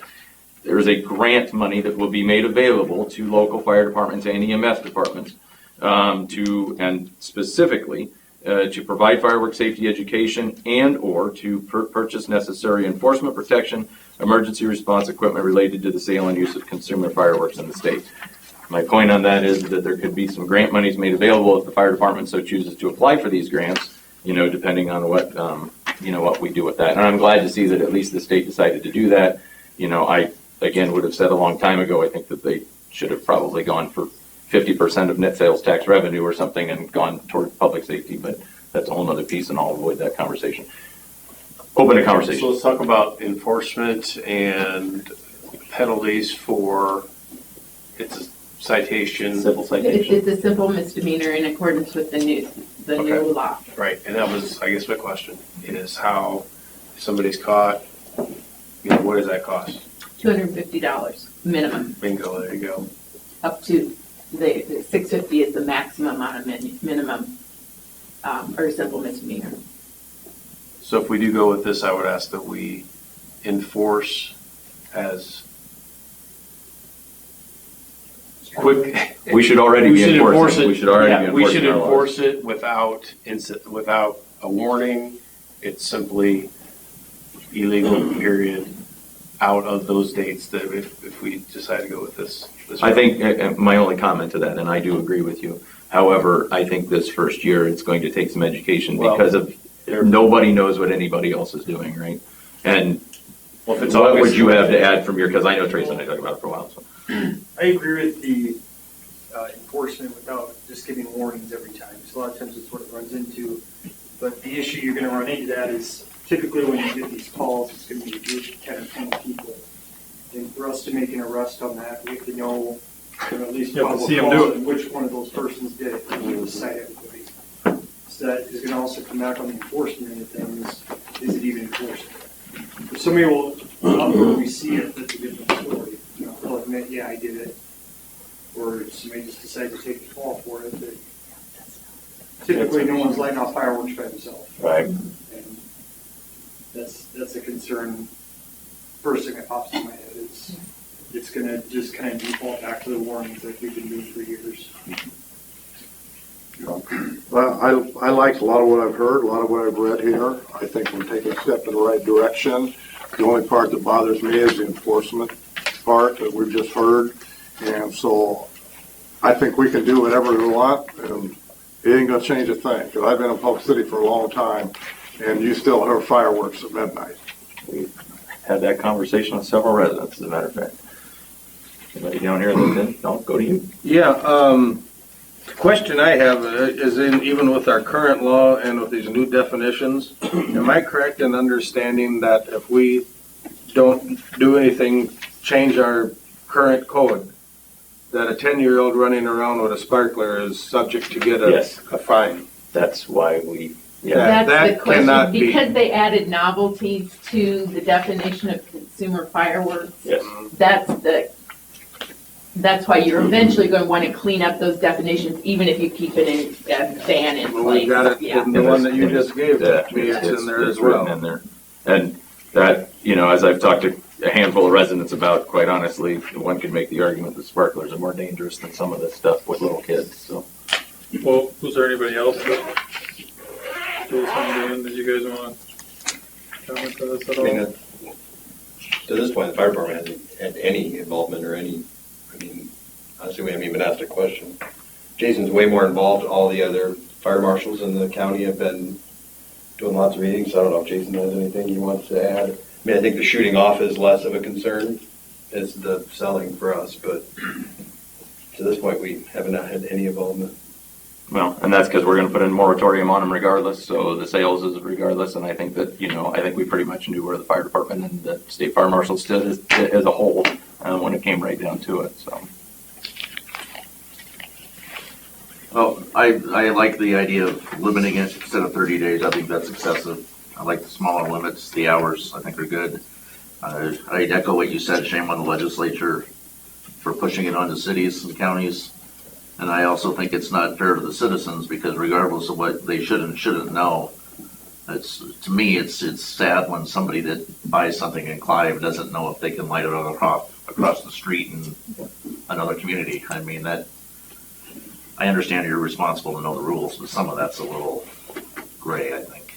One thing that Ankeny considered, and I think it's part of their zoning, and it's probably a good thing for you to do too, is if you do a lot, well, you're going to have sales here, and to make sure that you require signage in any place that they're sold that sets out what your use allowance is, so that you don't have someone buying here in Polk City that thinks they could just use, without knowing your parameters that you impose it by ordinance. And they're considering making it like as tight as possible and going to just industrial only, I think. Right, and actually requiring a special use permit as part of that, because they already had that component in their industrial. Yeah, I think Gary's comment was that if Casey's wanted to sell it, for example, they couldn't sell it at their store, but they could sell it at their corporate office. That's going to be that tight, right? But they're not going to do that.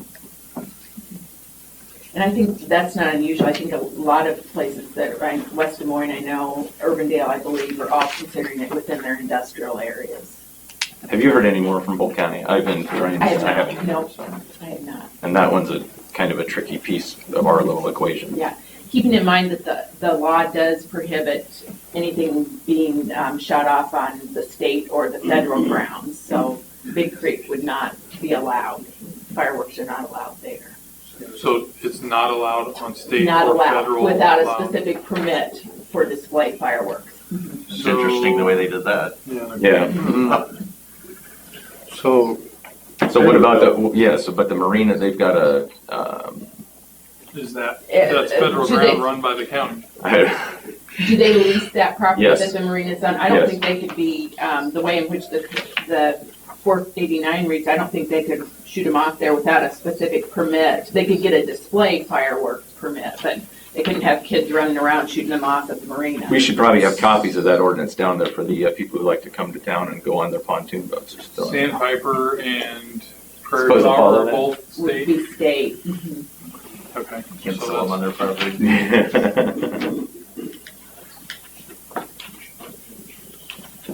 What'd you have, Dad? Yeah. Okay, sir. Jason Cusmore, Fire Marshal.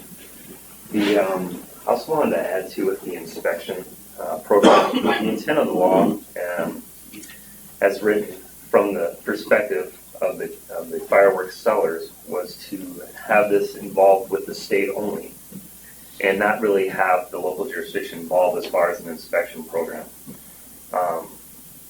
For us as the fire department, we don't have any full-time staff to be able to really handle those type of inspections anyway, as it is right now. But my fear is that if we defer this to the state to do their own initial inspections and yearly inspections after that, the state has come to the fire marshals and said, hey, we don't have the manpower really to do this either. So you guys have the option to do your own inspections every year to make sure that they stay in compliance.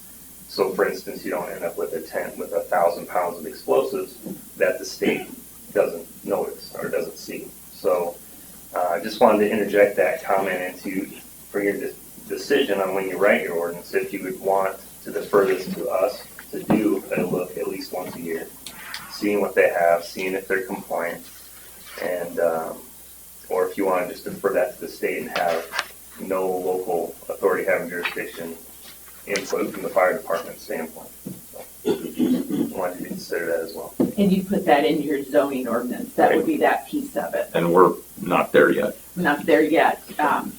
And we'll have better direction once we know the final rules from the state fire marshal. And right now, we're just covered with our moratorium we'll pass tonight. Right, once you pass that moratorium. Thank you. I'm just happy to get to this point. You have no idea. Yes, you have no idea. Any other questions or comments? So we do have an option on here to approve the first reading, and we would entitle that ordinance 2017-500, which is the copy that's put in front of you, and just for the record, which does address definition of the first-class consumer fireworks, second-class consumer fireworks, display fireworks, novelties, spells out the time frame, as well as, and Gary, I don't have that current, I didn't highlight it. Time frame is Yep. Of between 9 a.m. and 10 p.m. on June 30th, July 1st, 2nd, 3rd, 5th, 6th, and 7th, and except between 9 a.m. and 11 p.m. on July 4th. To note where persons 18 years and older may use and explode. Where they may use and and that's explode. the first and second class, not the novelty. Right, novelties, so you're still covered because we're redefining what novelties are by this and saying that the 3-year-old. You're not prohibiting novelties. All right. And then we'll get into the zoning next. Questions, comments, or a motion on that? So that seems to make sense to me, and like, not to be an echo chamber here, but I think we need to assume that we won't have good neighbors. I would hope that the benefit of seeing something is substantially outweighed if you're having heard from people with pet issues, PTSD, those type of things. But I think that's tough to gauge at this point as to how effective a complete ban, given that we know that they're essentially banned now and they happen, or some sort of progress helps with those things. So I think that makes sense, again, to approve in that fashion, given that this is the first reading of that and there will be other opportunities. And this is one of those things that I think that we are a representative government here, but hearing from more people is better than not. And then also revisiting, I don't know if it's in the fall or at some point, once the state has gotten their ducks in a row and the fire marshal's office maybe has a little bit clearer direction on both this and display enforcement and the zoning. I think needs to be for sure put on our agenda at some point, whatever we do, just to see. We're dealing with a lot of hypotheticals at this point. Hopefully we know how many distribution options are there, how did it affect the display, all those things over the first season. And the residents that I talked to, I assured them that we would always be open for those conversations. So, does that mean you're making a motion?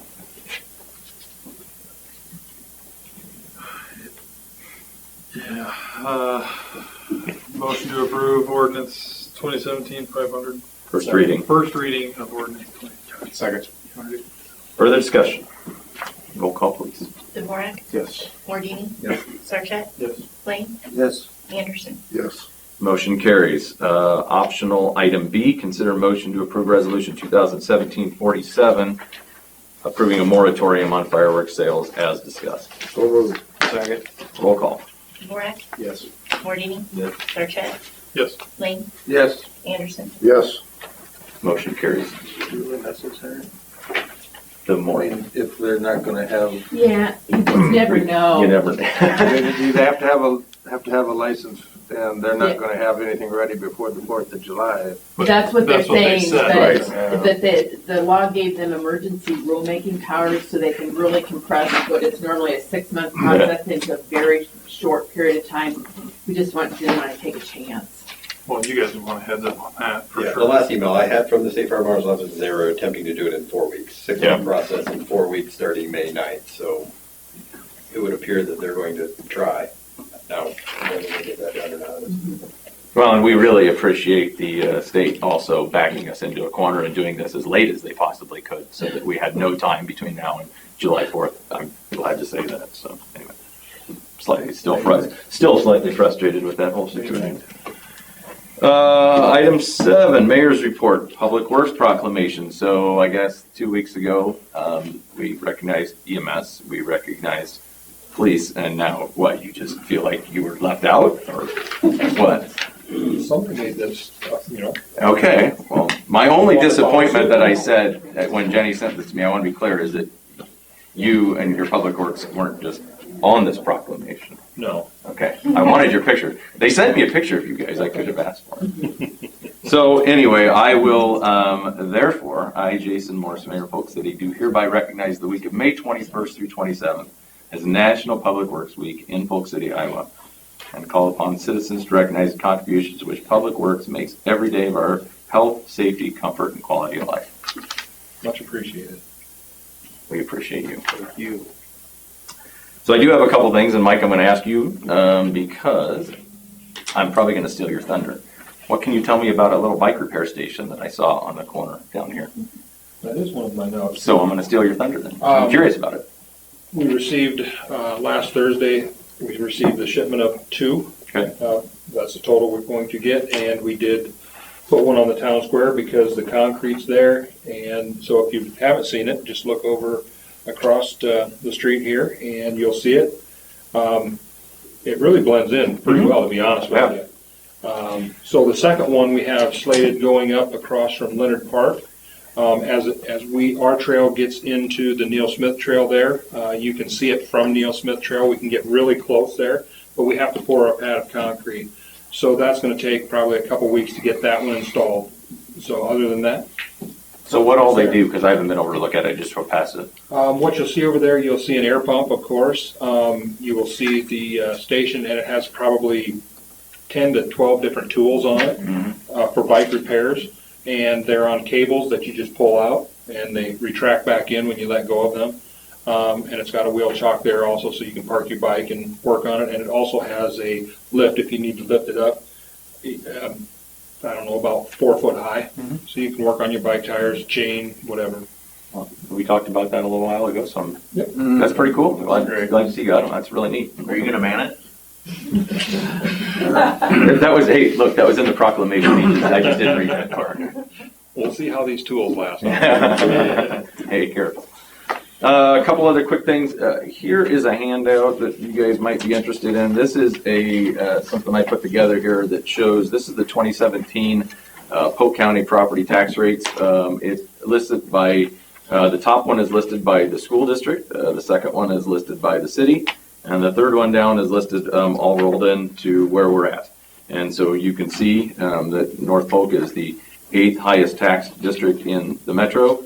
Polk City is the second lowest community taxed in the metro, although Sheldon being in 3 counties, I still tell people we're the lowest out of 17. And all rolled up. So I think that's just good information if you're out talking to people. If you want to share it, I try and keep that current as we roll. Actually, last year we were, interestingly enough, we were 5th, and so I don't remember if it was Urbandale or something that went past us, but I thought you might find that interesting information to have when you're out talking to people. So, and I've got that electronically if anybody wants it. I figured you probably would, Ron. If you want that, I'll send it to you electronically if you want it. Okay. paper copy good for you? Yeah. Kind of give a little update on the city, and I did hear back from one of your members who thanked me specifically for this information. As a matter of fact, they found that very interesting. So this is the reason I wanted to share that tonight.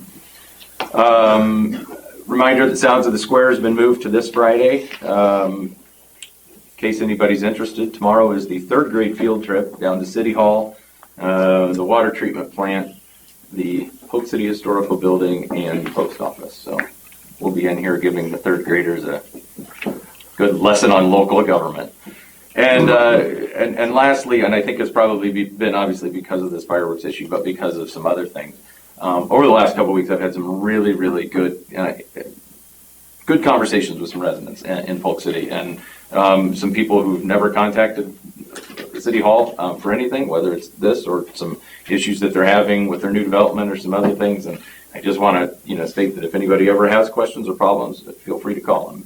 It's been kind of refreshing this last couple of weeks to talk to some people that I haven't ever talked to before and get their opinion on things, because I think sometimes we tend to get a little one-sided. And so I appreciate that if anybody's listening. With that being said, I will move down the line. Mr. Sarchik.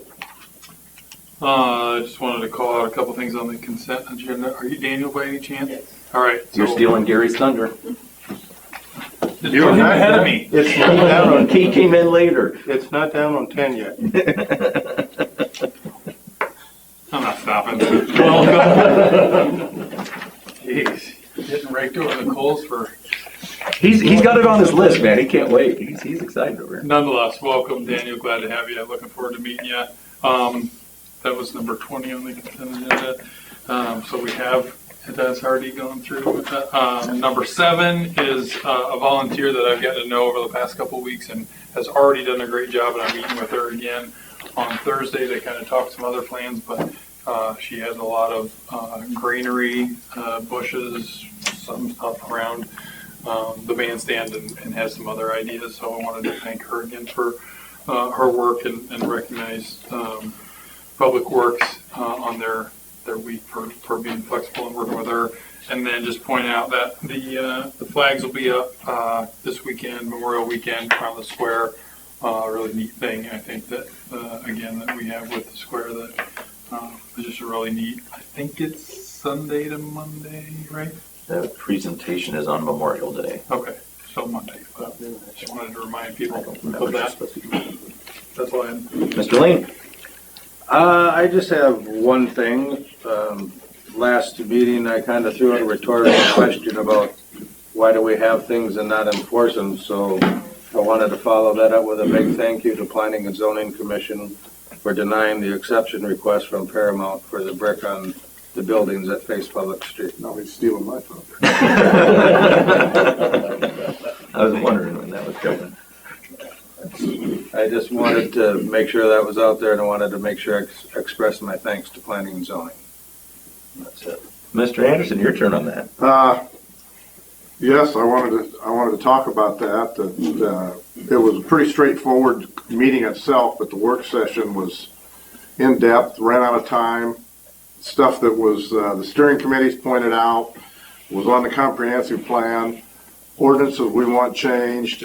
I got the feeling leaving there that was a long drawn out procedure, but you proved me wrong tonight that we can get these ordinances in effect pretty quickly. So that was nice to hear, but it was.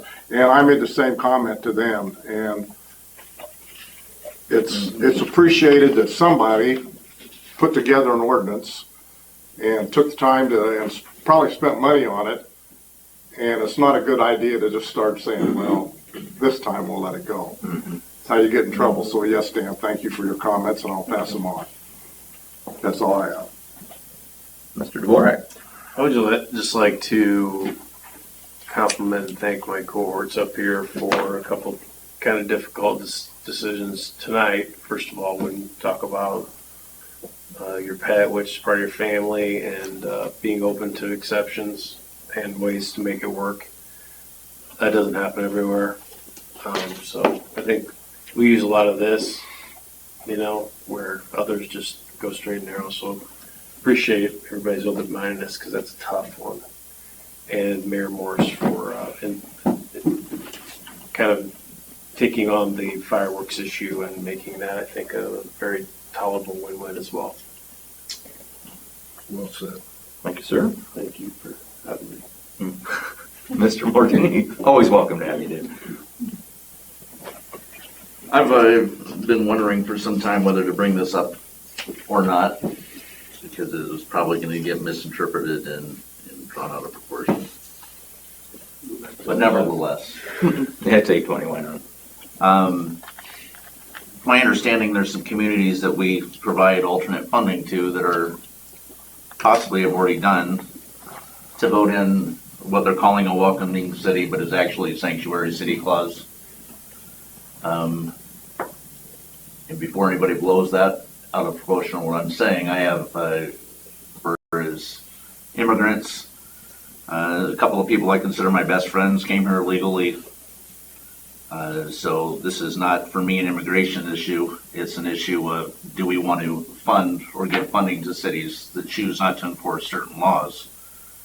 And I say that not as a political statement necessarily, but what's next? I mean, are we going to have a sanctuary city for, you name law in the book and we'll protect that and not enforce it? I also think having seen what the last 8 years has done to law enforcement when we choose not to enforce certain laws has made things extremely difficult in the law enforcement world. And I think to continue down that path is a mistake of epic proportions. So if that should pass tonight, I think we should be looking rather heavily on whether or not we choose to support communities that don't want to follow laws. If they want to change the law, that's fine, but I think we need to enforce.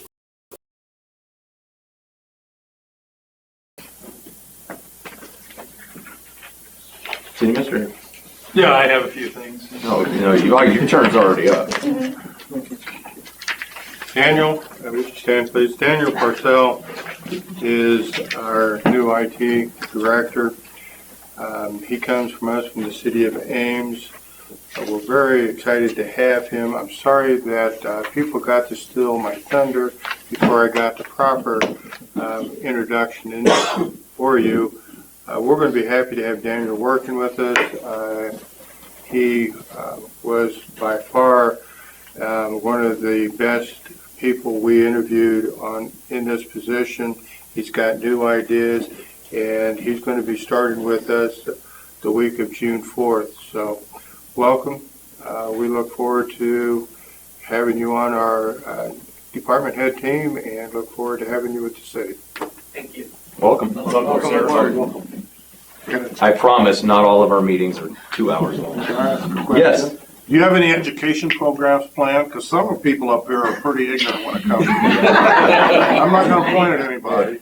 Just start with Siri. That's it. Help them with Siri. He also needs to know where the off button is. It's simple stuff. Give him a milk dad before he reaches over and slaps. Pine Ridge Island. I know you guys are all tired of hearing about this, but they appear to be in compliance. They were reviewed on the 17th of May, and at this time, I do not believe staff needs to take any further action there. Anything else? Say that again. They appear to be in compliance. Pine Ridge. Pine Ridge Island. Oh, okay, good. Before we move on, Yep. where are we at on the house on Roosevelt that went to court? Where is that? I haven't heard anything about That it. comes up July. First of July, and the order's written so that unless she's in full compliance, it will become the city's property, so. That was like the first week of July or something. Yeah, I think I'm gonna say July 5th, it's right around the 4th. That's just All right, thank you. Attorney's report. Nothing. Engineers. I have nothing wrong. Public Works. Just that the North Polk student volunteers will be in on Wednesday, helping us in the parks and right-of-ways and stuff like that, so. Put them to work. Technology, got anything to add? No, okay, just checking. Finance, oh, she left. Fire department.